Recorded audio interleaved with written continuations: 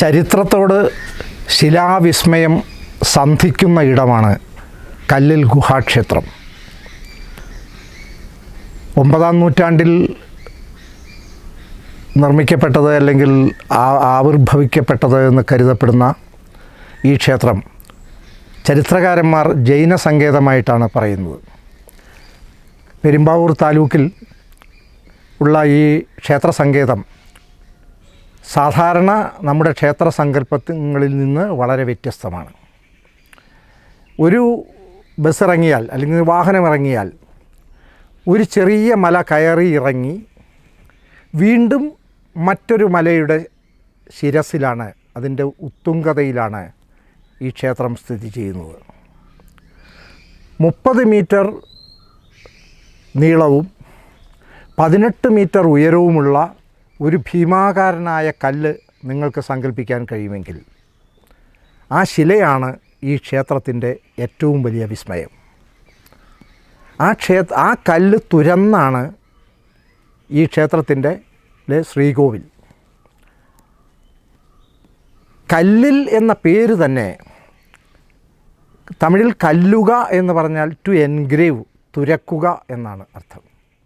അതിൽ നിന്നാണ് ഈ പേര് വന്നത് എന്ന് പറയും. കല്ലിൽ ക്ഷേത്രം സ്ഥിതി ചെയ്യുന്നത് മേദലയിലാണ്. മേദല മലകളിലാണ് ഇതിൻ്റെ ഒരു ഭാഗത്താണ് ഈ ക്ഷേത്രം സ്ഥിതി ചെയ്യുന്നത്. ഇത് കല്ലിൽ പിഷാരംബക ഒരു 25ഓളം ഏക്കർ വരുന്ന ഒരു വനസദൃശമായി തോന്നാവുന്ന ഒരു ഭൂവിഭാഗത്തിലാണ് ഈ ശിലാസങ്കേതം ഇപ്പോൾ നിൽക്കുന്നത്. ജൈനന്മാരുടേതെന്ന് പറഞ്ഞ് അവർ കോടതിയിൽ കേസ് പറയുകയും ഹിന്ദുക്കളുമായി ഇത് ഹൈന്ദവ ക്ഷേത്രമാണ് എന്നുള്ള നിലയിൽ അവകാശവാദം ഉന്നയിക്കുകയൊക്കെ ചെയ്ത് കല്ലിൽ പിഷാരടിമാരുടെ ഉടമസ്ഥതയിൽ ദേവീ സങ്കല്പത്തിലാണ് ഇപ്പോൾ ക്ഷേത്രാരാധന നടന്നു വരുന്നത്. ഇവിടെ ഈ വലിയ മഹാശിലയുടെ ഏറ്റവും വലിയ വിസ്മയം, ഈ ശില എവിടെയാണ് ഭൂമിയിൽ മറ്റൊരു ശിലയിലോ ഭൂമിയിലോ സ്പർശിച്ചിരിക്കുന്നത് എന്ന് നമുക്ക് കാണാൻ സാധ്യമല്ല. ഇന്നിപ്പോൾ വരുമ്പോൾ ക്ഷേത്രത്തിലുണ്ടായ ഓരോ കാലത്തുമുണ്ടായ പലതരത്തിലുള്ള പരിഷ്കരണങ്ങളോ നിർമ്മിതികളോ കൊണ്ട് ഈ വിസ്മയത്തിനൊക്കെ തടസ്സങ്ങൾ വന്നിട്ടുണ്ട്, നിങ്ങൾക്ക് നേരിട്ട് അനുഭവിക്കാൻ. പക്ഷെ ഞാനൊക്കെ എൻ്റെ കുട്ടിക്കാലത്ത്, ഞാനിവിടെ ഇതിൻ്റെ സമീപത്ത് ജനിച്ച ആളാണ്. ഞാൻ എൻ്റെ കുട്ടിക്കാലത്ത് ഈ ക്ഷേത്രം സന്ദർശിച്ചിട്ടുണ്ട്. കുറച്ച് വർഷങ്ങൾക്ക് മുമ്പ് ഞാനിവിടെ കല്ലിൽ ഹൈസ്കൂളിലെ ഒരു ഡിജിറ്റൽ സോവനീർ, കേരളത്തിൽ തന്നെ ആദ്യത്തെ ഡിജിറ്റൽ സോവനീർ ഉണ്ടാക്കുമ്പോൾ കല്ലിൽ കൊത്തിയ കനവുകൾ എന്ന് പറഞ്ഞ ഒരു ഡിജിറ്റൽ സോവനീറിന് വേണ്ടി ഈ ക്ഷേത്രം ഡോക്യുമെൻ്റ് ചെയ്തിട്ടുണ്ട്. അന്ന് ഏത് സമയത്തും നിങ്ങൾക്ക് ഇവിടെ കയറി വന്ന് ഈ ക്ഷേത്രത്തിന് ചുറ്റും പ്രദക്ഷിണം വെച്ച് പോകാം, കാരണം ശിലകളേ ഉള്ളൂ.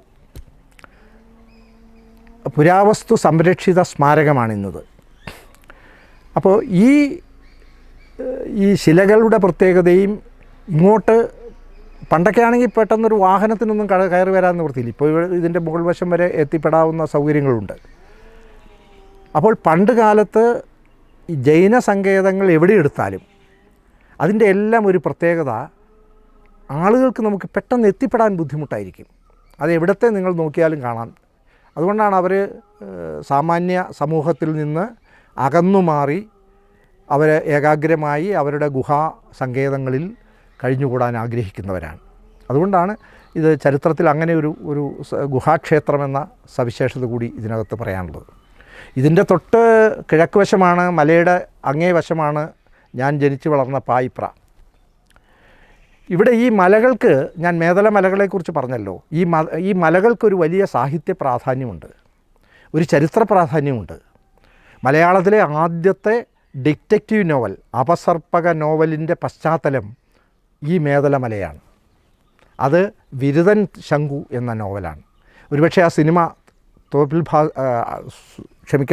അടൂർ ഭാസി അഭിനയിച്ച് അവിസ്മരണീയമാക്കിയ വിരുതൻ ശങ്കു എന്ന സിനിമ നിങ്ങളുടെ ഓർമ്മയിലുണ്ടെങ്കിൽ, ആ വിരുതൻ ശങ്കു നോവലിലെ വിരുതൻ ശങ്കു ഒളിച്ചിരിക്കുന്നത് മേദല മലകളിലാണ്. ഈ മേദല, ഈ പ്രദേശം എന്ന് പറയുന്നത് മറ്റു വിധത്തിലും ചില ചരിത്ര പ്രാധാന്യങ്ങളുള്ള സ്ഥലമാണ്. ഏതായാലും ഈ ക്ഷേത്രം നിരവധി പേര് ഭക്തജനങ്ങൾ വരുന്നു, ആരാധനയ്ക്കായിട്ട് എത്തുന്നു. ഇന്നിപ്പോൾ പുതിയ ഭരണസമിതി അതിൻ്റെ സൗകര്യങ്ങളൊക്കെ കൂടുതൽ ഭക്തർക്ക് സൗകര്യപ്രദമായ വിധത്തിൽ അവരിതിനെ മെച്ചപ്പെടുത്താൻ ശ്രമിക്കുന്നുണ്ട്. പക്ഷെ ഒരു കാര്യം എപ്പോഴും ശ്രദ്ധിക്കേണ്ടത്, ഏത് ക്ഷേത്രമാകട്ടെ ചരിത്ര സ്മാരകമാകട്ടെ അത് നമ്മുടെ സൗകര്യങ്ങൾക്ക് വേണ്ടി പരിഷ്കരിക്കുമ്പോൾ അതിൻ്റെ വ്യക്തിത്വത്തെ, അതിൻ്റെ സ്വത്വത്തെ ഹനിക്കുന്ന പരിഷ്കാരങ്ങൾ ഉണ്ടാകാതിരിക്കേണ്ടതുണ്ട്. അപ്പോൾ ഈ ക്ഷേത്രത്തിൻ്റെ വിസ്മയം ഞാൻ നേരത്തെ പറഞ്ഞ ആ ശിലകളുടെ വലിപ്പവും അതിൻ്റെ സവിശേഷമായ സ്വാഭാവികമായ പ്രദക്ഷിണ വഴി എൻ്റെ പുറകിൽ നിങ്ങൾക്ക് കാണാം. ഈ പാറകളുടെ ഇടയിലൂടെയാണ് ഇതിൻ്റെ പ്രദക്ഷിണ വഴി. അപ്പോൾ അങ്ങനെയുള്ള സവിശേഷമായ ഒരു സാഹചര്യം ഇപ്പോൾ ഏകദേശം വനസദൃശ്യമാണ് ഇതിൻ്റെ ചുറ്റും എന്ന് പറയാം. മറ്റൊരു കഥയുള്ളത്, ഇവിടുന്ന് ഒരു 3 കിലോമീറ്റർ വടക്കോട്ട് സഞ്ചരിച്ചാൽ വായ്ക്കരക്കാവ്, വായ്ക്കര ഭഗവതി, വയൽക്കരയിലാണ് വായ്ക്കര. വയൽക്കരയിൽ ഇരിക്കുന്ന ദേവിയാണ് വായ്ക്കരക്കാവ് ഭഗവതി. അവിടെ നിന്ന് വീണ്ടും ഒരു 3 കിലോമീറ്റർ കൂടി സഞ്ചരിച്ചാൽ ഇരിങ്ങോൾ കാവായി. ഇരിങ്ങോൾ കാവിൽ നിങ്ങളൊരു പക്ഷേ കേട്ടിട്ടുണ്ടാവും, കേരളത്തിലെന്നല്ല ഇന്ത്യയിൽ തന്നെ ഒരു നഗരാതിർത്തിയിൽ നിബിഡ വനത്തിനുള്ളിൽ സ്ഥിതി ചെയ്യുന്ന ഒരു ക്ഷേത്രമാണ് ഇരിങ്ങോൾ ഭഗവതി. ഈ കാവുകളുടെ എല്ലാം ഒരു സവിശേഷത, ഇവിടെയെല്ലാം ഇപ്പോൾ കല്ലിൽ ഭഗവതിയും ഇരിങ്ങോൾ ഭഗവതിയും വനദുർഗമാരാണ്. ഇവരെക്കുറിച്ച് ഞങ്ങളുടെ നാട്ടിൽ ഞാനൊക്കെ കുട്ടിക്കാലത്ത് കേട്ടിട്ടുള്ള ഒരു ഐതിഹ്യമുണ്ട്. ഈ 3 ദേവിമാർ സഹോദരിമാരായിരുന്നുവെന്നും ഇവർ ഒരിക്കൽ ലീലാവിനോദങ്ങളിൽ ഏർപ്പെട്ടിങ്ങനെ നടക്കുമ്പോൾ ഉച്ച സമയത്ത് അതിശക്തമായ വെയിലിൽ നിന്ന് രക്ഷപ്പെടാനായി ഒരു ദേവി മരത്തിൻ്റെ ഒരു കമ്പൊടിച്ച് കുത്തി അതിൻ്റെ തണലിൽ ഇരുന്നു എന്നാണ്. അതാണ് ഇരിങ്ങോൾ ഭഗവതി. ആ മരക്കമ്പാണ് പിന്നീട് വനമായി പരിണമിച്ചത് എന്ന്. തുടർന്ന് മുമ്പോട്ട് നടന്ന 2 പേർ സഹോദരിമാർ, അതിലൊരാൾ അതിമനോഹരമായ ഒരു വയൽക്കരയിൽ ഉപവിഷ്ടയാവുകയും അങ്ങനെ വായ്ക്കരക്കാവിലമ്മ ആവുകയും ചെയ്തു. നാടിൻ്റെ മുഴുവൻ അമ്മയായി ഇന്നും വളരെ ഭംഗിയായി ആ പുരാതനമായ സവിശേഷതകളെല്ലാം സംരക്ഷിച്ചുകൊണ്ട് കാര്യമറ്റത്ത് കർത്താക്കന്മാരുടെ ഉടമസ്ഥതയിൽ സംരക്ഷണയിൽ വ്യവസായ പ്രമുഖനായ ശ്രീ ശശിധരൻ കർത്താവ് ആണിപ്പോൾ അതിൻ്റെ ചുമതല വഹിക്കുന്നത്. അവിടെ ക്ഷേത്രം വളരെ ഭംഗിയായി ഇപ്പോൾ നടന്നു വരുന്നു. അവിടുത്തെ വായ്ക്കരയ്ക്ക് മറ്റൊരു പ്രത്യേകതയുണ്ട്. വായ്ക്ക് ഹരമായത് വായ്ക്കര എന്ന് പറയും. ഏറ്റവും രുചികരമായ, ഒരു കാലത്ത് തിരുവിതാംകൂർ മഹാരാജാക്കന്മാരുടെ അമൃതത്തിന് സ്വർണാംശമുള്ള അരി വായ്ക്കര പാടത്തു നിന്നായിരുന്നു കൊണ്ടുപോയിക്കൊണ്ടിരുന്നത്. കാളവണ്ടിയിൽ ഇവിടുന്ന് കൊണ്ടുപോവുകയും ശംഖുമുഖത്ത് എന്ന് കുളിച്ച് ശ്രീപത്മനാഭനെ ദർശിച്ച് കൊട്ടാരത്തിൽ ഈ അരി കൊണ്ടു കൊടുക്കുകയും ചെയ്തിരുന്നു എന്ന് പറയപ്പെടുന്നു. ഏതായാലും 3ാമത്തെ ദേവി വീണ്ടും തെക്കോട്ട് നടക്കുകയും കല്ലിങ്ങനെ അമ്മാനമാടിക്കൊണ്ട് നടന്നു എന്നാണ്. ഒരു പ്രത്യേക സ്ഥലത്ത് ചെന്നപ്പോൾ ഒരു ശിലാഖണ്ഡം ആകാശത്ത് നിശ്ചലമായി, അതിന് ചുവട്ടിൽ ആ ദേവി ഇരുന്നു എന്നാണ്.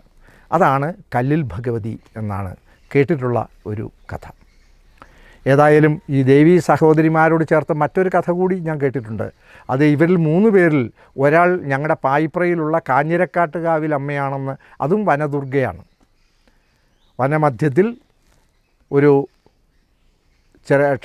ക്ഷേത്ര സങ്കേതമാണത്. ഈ 3 സഹോദരിമാരിൽ ഒരാൾ കാഞ്ഞിരക്കാട്ടുകാവിൽ അമ്മയാണെന്നും ഞാൻ കേട്ടിട്ടുണ്ട്. ഏതായാലും ഈ ദേവീ സാഹോദര്യത്തിൻ്റെ ഒരു കഥ കൂടി ഈ ദേവിമാരുടെ ഇടയിൽ ഉണ്ട്. കല്ലിൽ ക്ഷേത്രം ഇപ്പോൾ പെരുമ്പാവൂരിൽ നിന്ന് 8-10 കിലോമീറ്റർ ദൂരത്തിൽ ഏത് വാഹനത്തിൽ വന്നാലും നിങ്ങൾക്ക് സന്ദർശിക്കാവുന്ന അല്ലെങ്കിൽ ദർശിക്കാവുന്ന ഒരിടമാണിത്. MTയുടെ പല സിനിമകളിലും, പ്രത്യേകിച്ച് ഒപ്പോൾ എന്ന സിനിമയിൽ ഞാൻ ഓർക്കുന്നു, ബാലൻ കെ നായരുടെ കഥാപാത്രം വിവാഹം കഴിഞ്ഞ് ഇറങ്ങി വരുന്ന ആ രംഗം ഈ കല്ലിൽ ക്ഷേത്രത്തിൻ്റെ മുമ്പിൽ വെച്ചാണ് ഷൂട്ട് ചെയ്തത്. ആ രംഗം ഇത് ചെയ്തത് MTക്ക് വളരെ പ്രിയപ്പെട്ടൊരു സ്ഥലമാണ്. എന്ന് മാത്രമല്ല, കല്ലിൽ പിഷാരത്തെ NN പിഷാരടി എന്ന് പറഞ്ഞ വലിയൊരു കലാകാരൻ മലയാള സിനിമാ രംഗത്ത് സിനിമകൾ സംവിധാനം ചെയ്യുകയും നിർമ്മിക്കുകയും ഒക്കെ ചെയ്ത വെള്ളം എന്ന് പറഞ്ഞ ചിത്രമൊക്കെ നിർമ്മിച്ചത് അദ്ദേഹമാണ്. ഒരു വലിയ പ്രതിഭാശാലിയായ കഥാകൃത്തായ ഒരാളായിരുന്നു NN പിഷാരടി. അദ്ദേഹത്തിൻ്റെ ജന്മസ്ഥലവും ഇവിടെ തന്നെയാണ്. ഈ കല്ലിൽ ക്ഷേത്രം ഇന്നും അതിൻ്റെ വിസ്മയങ്ങളെ ഒട്ടും അതിന് മങ്ങലേൽപ്പിക്കാതെ ഇവിടെ മേദല മലകളിൽ ഇപ്പോഴും ശിരസ്സുയർത്തി നിലകൊള്ളുകയാണ്.